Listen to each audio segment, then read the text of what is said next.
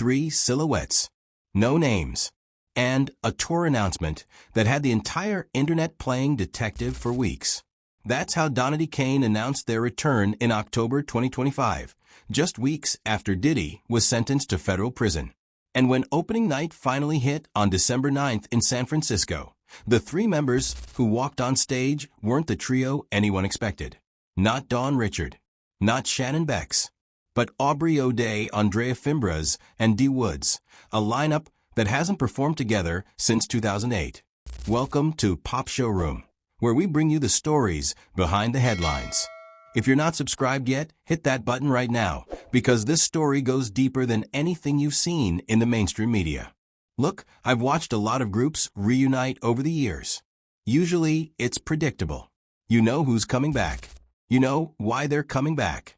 It's all very manufactured and safe. But Danity Kane?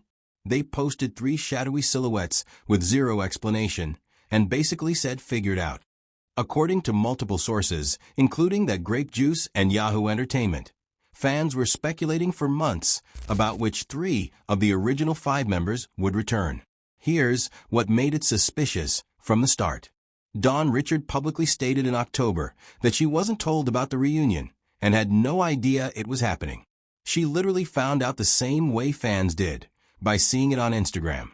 And Shannon Bex? She's been openly transitioning out of music and into entrepreneurship with her company Vooks. So that left Aubrey, Aundrea Fimbres, and D. Woods. And here's what makes this lineup so significant. D. Woods hasn't performed with the group in any iteration since her exit in 2008. That's 17 years. Aundrea left in 2014 and has largely stayed out of the public eye. This wasn't the safe reunion. This was the healing one. And the timing? The tour was announced weeks after Diddy's sentencing and kicked off just 1 week after Netflix released its documentary about him, where Aubrey spoke extensively about her experiences.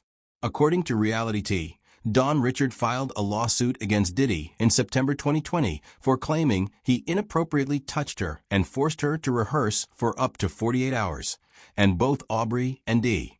Woods have been vocal about his past behavior. This wasn't just a reunion tour. This was a reclamation. December 9th, 2025. August Hall in San Francisco. The mystery finally solved. According to that Grape Juice, when Aubrey, Aundrea Fimbres, and D. Woods walked on stage together for the first time in nearly 2 decades, the crowd went absolutely wild. And on stage, Aubrey made sure to acknowledge the absent members, telling attendees that Danity Kane would always be all 5 of them. But here's what I've learned from watching situations like this play out. Sometimes healing doesn't mean everyone shows up. Sometimes it means the people who need to be there show up. D. Woods posting on social media that she was rewriting our story tells you everything. This wasn't about nostalgia or cashing in. This was about taking back a narrative that Diddy controlled for too long. The setlist featured their classic hits, but the performance itself felt different. More intimate. More intentional. Like they were finally performing on their own terms instead of someone else's. And the response? The tour had to add additional California dates because shows were selling out despite nobody knowing the lineup. That's not just nostalgia. That's people understanding what this moment represents. Look, I've been part of groups that fell apart. I've had friendships that imploded. And here's what I learned. Not every reunion needs to include everyone to be meaningful. Sometimes the healthiest thing is for certain people to move forward separately while others come back together. Dawn Richard posted on Instagram that she'll always be a yes to Danity Kane and that the chapter lives in me forever. That's grace. That's someone who's made peace with not being included while still honoring what they built together. Shannon Bex is building a business. Dawn is focused on her solo career and her own healing after testifying in Diddy's trial. And Aubrey, Aundrea, and D. Woods are rewriting a story that they never got to finish the first time. All of that can be true at once. And all of it is okay. What makes this reunion powerful isn't that everyone came back. It's that the people who needed to reclaim something did come back.